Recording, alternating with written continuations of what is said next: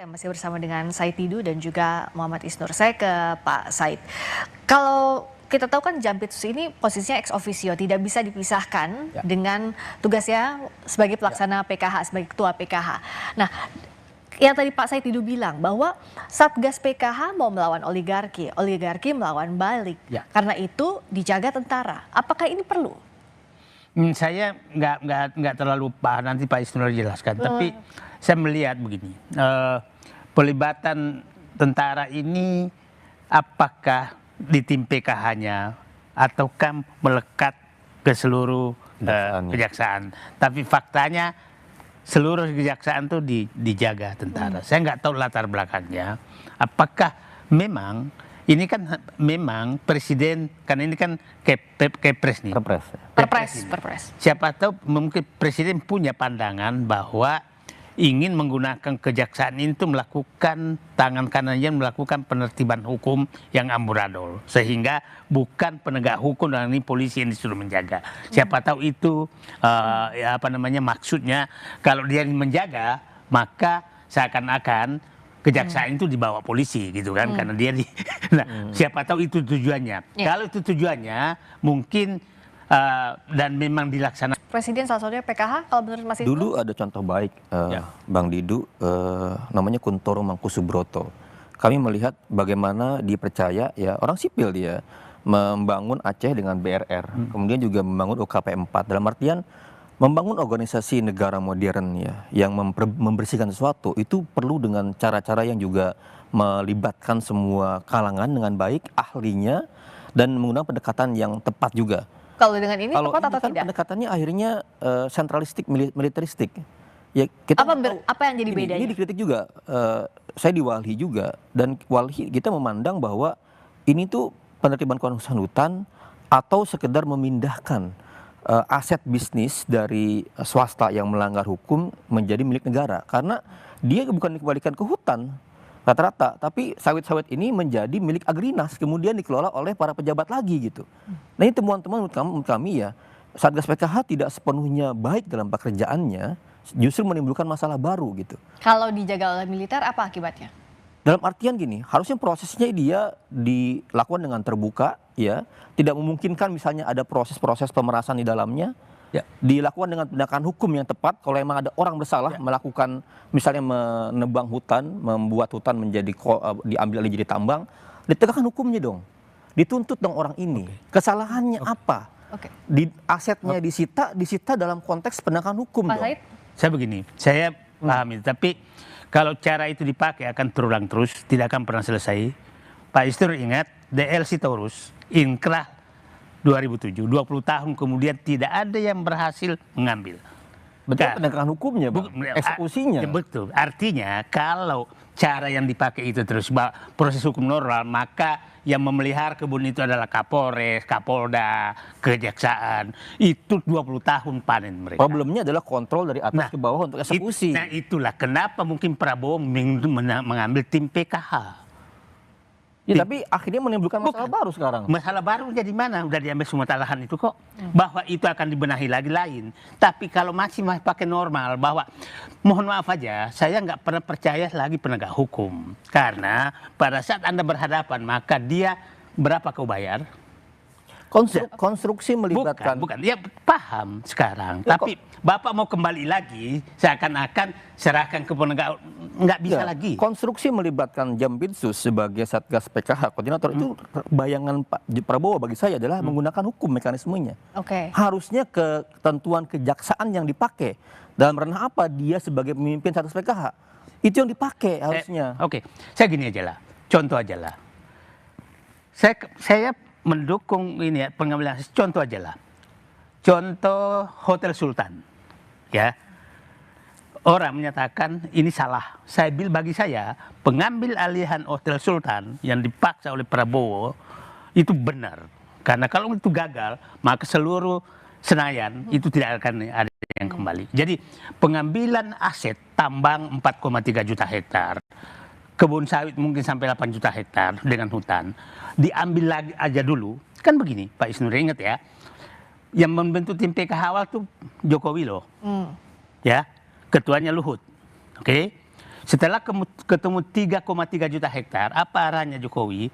Mohon diputihkan negosiasi. Nah itu saya nggak mau. Ambil dulu negara deh. Bahwa ada masalah nanti perbaiki. Itu prinsip.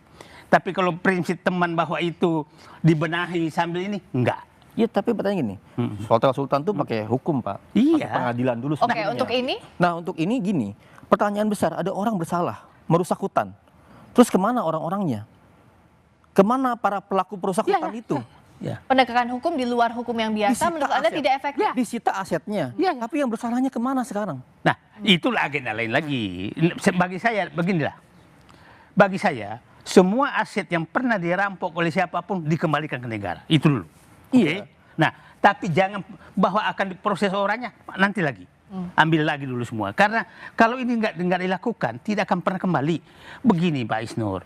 Kenapa orang mau pakai hukum padahal saat dia merampok negara itu tidak pakai hukum loh? Oke? Nah, kenapa pada saat mau dikembalikan Anda menyatakan pakai hukum? Ambil aja, dia pada saat ngambil nggak pakai hukum kok. Kalau negara Iya. kemudian Instrumennya apa kalau menurut negara tidak menggunakan instrumen hukum, yang terjadi adalah kemungkinan aparat-aparat di bawahnya dia abuse, melakukan semena-mena. Karena apa? Gak pakai cara, terserah masing-masing di lapangan. Bisa jadi tuduhan-tuduhan terjadi, kemudian pemerasan terjadi, pengambil alihan tanpa dasar terjadi di mana-mana. Yang terjadi apa? Yang terjadi adalah dunia bisnis terguncang. Kepastian hukum itu nggak ada. Itu yang terjadi akhirnya. Harusnya makanya saya bilang dia direncanakan dengan baik, disita itu bagian dari penyitaan. Makanya potensi korupsi kenapa terjadi hubungannya dengan misalnya batu bara dengan lain-lain, ini karena kemungkinan korupsinya besar. Yap. Dan kita ingatkan lagi PKH ini kan pelindungan kawasan hutan. Nah, dalam penertiban kawasan hutan. Nah, penertiban ini sebenarnya apa yang tidak bisa dilakukan dengan cara biasa kalau menurut Pak Saya kasih Said? contoh begini. Sekarang yang diserahkan ke Agrinas itu sudah 4,1 juta hektar dari Indonesia.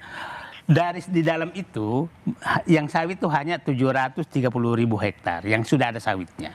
Yang mau dikembalikan ke hutan itu sedang dilihat karena ada juga HTI di dalam. Jadi bagi saya prinsip semua orang yang pernah merampok negara dengan korupsi juga ngambilnya loh. Jangan nganggap bahwa dia nggak korupsi. Iya, betul. Jangan itu ambil dulu. Setelah itu kita berperkara. Itu menurut saya langkah yang benar. Jangan biarkan kita pengalaman DLC Taurus udah mau replanting nggak ada yang bisa eksekusi. Nah, apakah kita akan turunan seperti itu? Ini jutaan hektar loh. Jadi menurut saya setuju bahwa penegakan hukum tuh silakan mereka yang salah itu menuntut. Kita berperkara. Di lapangan pada akhirnya apa? Banyak masyarakat yang tinggal di sekitar kawasan hutan, ya, yang dia tidak merambah hutan seperti bagaimana korporasi mengambil hutan dibilang Bang Didu tadi. Kena dampak juga dengan Satgas PKH. Lahannya diambil juga. Kenapa? Karena tata caranya, penegakannya, penyitaannya itu beyond the law gitu loh. Itu yang harus diperhatikan gitu loh. Makanya kita bilang proses niat baik harus juga jangan jalan yang baik dengan konteks negara hukum. Paham, tapi saya tidak sepakat bahwa kembali ke normal lagi bahwa harus proses hukum. Beginilah, orang ini ngambil hutan itu jelas-jelas melanggar hukum. Kenapa pada saat mau diambil alih kita harus pakai hukum? Nah, bagaimana? Pada saat membenahi boleh, tapi ambil dulu negara. Kau mengambil.